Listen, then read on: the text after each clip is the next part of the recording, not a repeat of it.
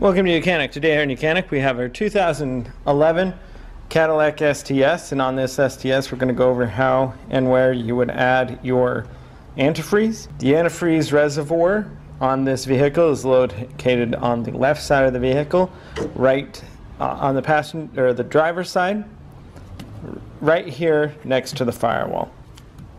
This cap here you do not want to remove while the engine is hot because it's pressurized.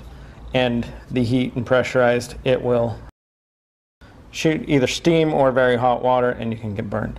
So when your engine is cooled down on a level surface and you need to add coolant because this is too low, what you'll do is you'll twist this cap off and you would add the coolant that goes in here, which is an orange type coolant that is for your GM Cadillac models.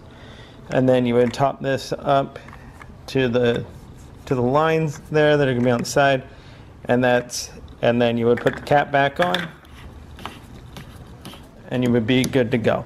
This is the only location you have to put engine coolant in this vehicle. Sometimes on top of the radiator there's another cap, but not on this one. It all goes in here, and so you would be filling it up here to fill up the radiator if you've needed to fill it up.